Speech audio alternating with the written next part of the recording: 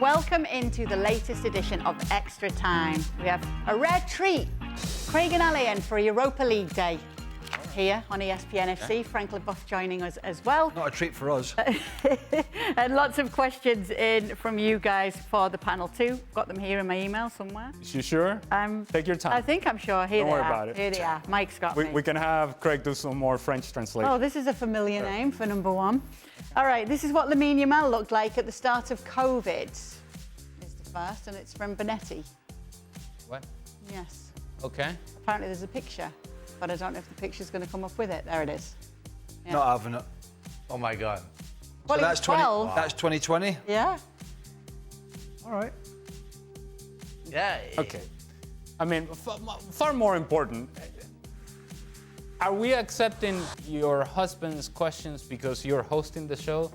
Not. It was an editorial Is decision. this how nothing it to do works? with me. This is. There's He's not even in the States. There's another at the side to moment. this. Oh. Is He needs to put the ball away.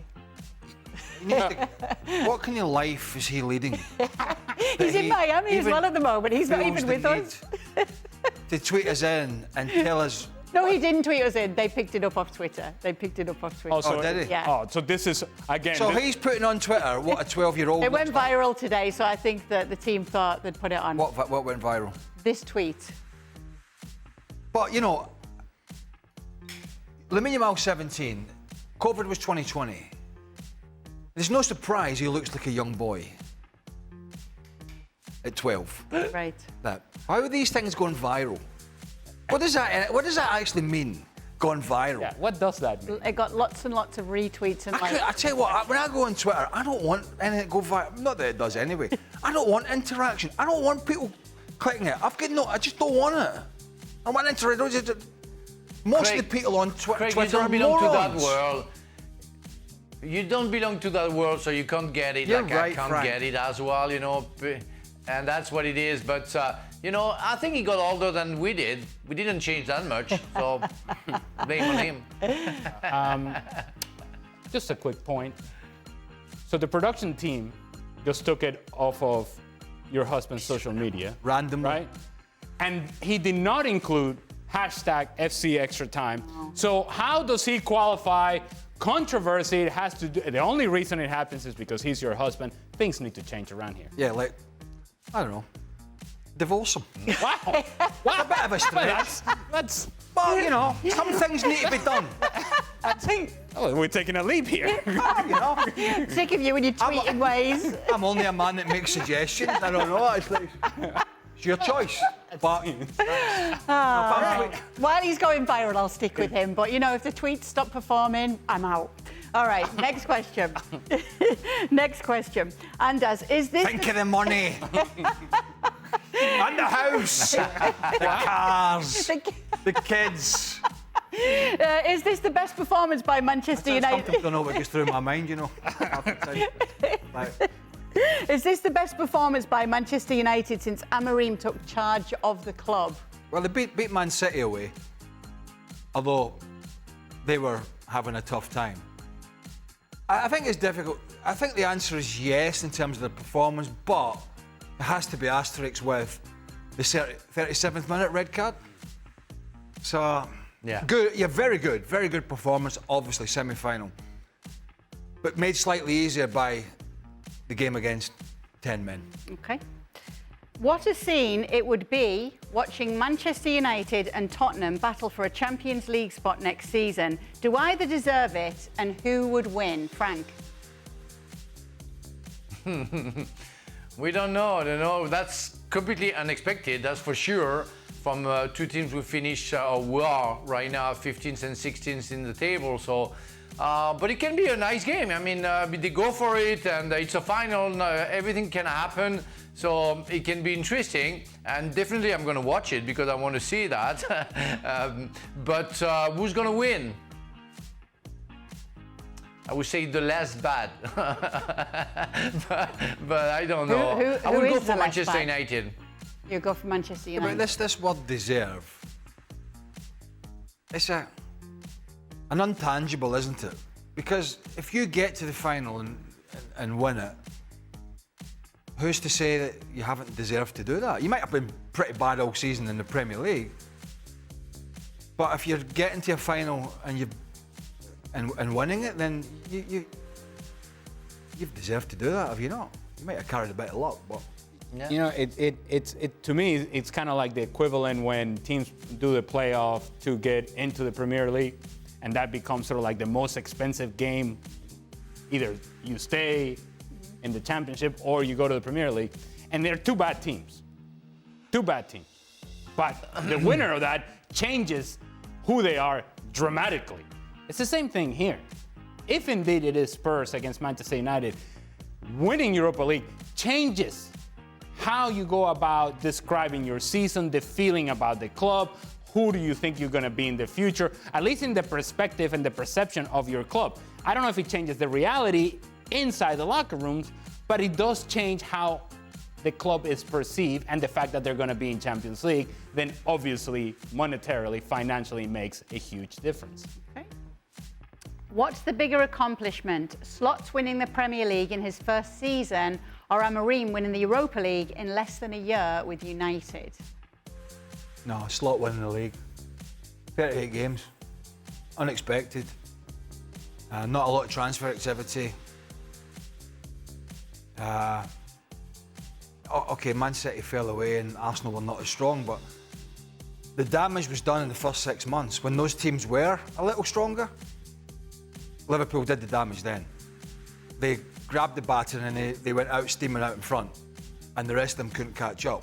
So I would say that because it's a longer period, the 38 games, I would say Arne Slot.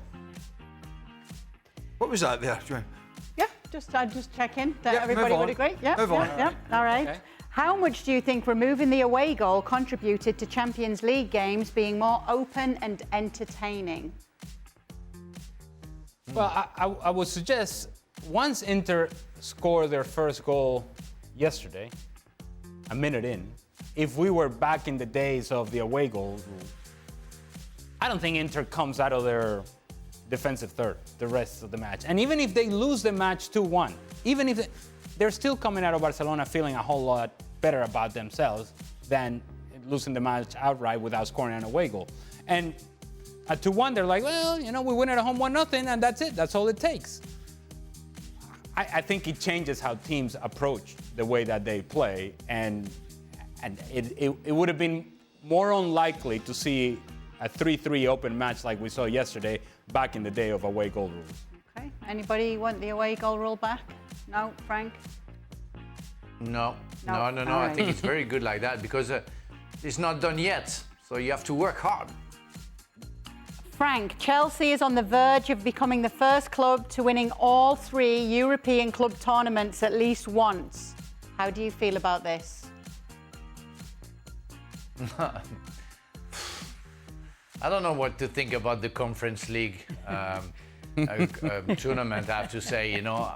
I'm French, but we have to stay humble about that competition a little bit, even if I'm happy for the fans and I'm happy for the players, because it's always a line in your resume, so it's always good to have that in your pocket and to say that I want something in Europe.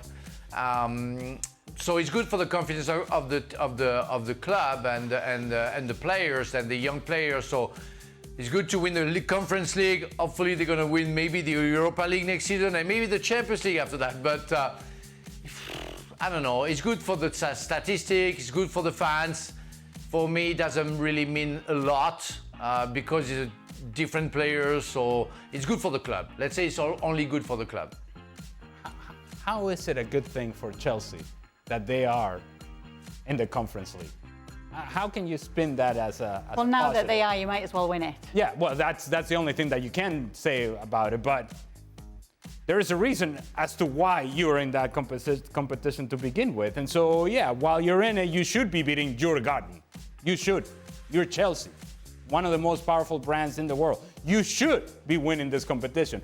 What you shouldn't be is in this competition to begin with. I mean, the winning the Conference League, I believe, gets you into the Europa League for next year. Yes. But what's saving his bacon, the manager, is getting into the Champions League, which is the league position. And if they finish 6th or 7th again, we'll be having some sort of discussion at the end of the season about how the Chelsea board view that and whether winning this competition that they should have done is anything to go by, which I don't really think anybody would see it that way. So it's almost a kind of distraction in a sense.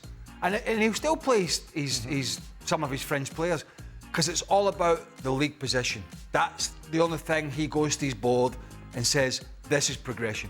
Well, as you know, it's become a daily discussion now on this show about the 5th spot in the Premier League. Well, yes. And the next question doesn't have to be. It just keeps going that way, even the questions in extra time. Will the 5th spot be captured by the team who stumbles the least? It's hard to imagine Forest, Chelsea or Villa going on a run and seizing it. Well, Villa were on a run. I suppose it came off a little. The wheels came off in the FA Cup semi-final, but they've been on a good run to an extent in the league. I don't really have much confidence in any of them, to be honest. If I'm being frank about it, I've no idea who's going to end up in there. I don't know. And can I whisper it? I don't think any of us care. Don't say that. It's a regular segment now. Tomorrow it'll be the same question. It better not be. Every time I've been on, I've had to ask it. I'm on tomorrow. For some reason, my Thursday, Fridays, days off, I've been kiboshed. That's what happens when you go on vacation. No, it's Suddenly not. you And come if back and you hit the ground running. What's that? Have you noticed that? When you go on vacation here, you come back and you hit the ground running. Momentum. I know, it's almost like it's almost like a vacation here is a punishment. You said it. I'll say it. Yes. It's like, oh, you've been on vacation. Get to work. Get in here, talk. Come back the next day, talk. Come back the next day, come back the next day. And I'm going to check my schedule because the schedule's out for next week. And there's a next day and there's a next day for me. And if there's a next day and the next day, there's going to be a big problem. You've got a very early wake-up call on Sunday. Yeah, I know Just that. putting it out there. I know that. Okay. I know that. All right. Not that early. It's quite early. Well, not when you've got a baby grandson at home. It's not that early at all. Anyway, that will do it for the latest edition of Extra Time. Thank you so much for sending in your questions, and even those of you who didn't send in your questions and still featured on the show.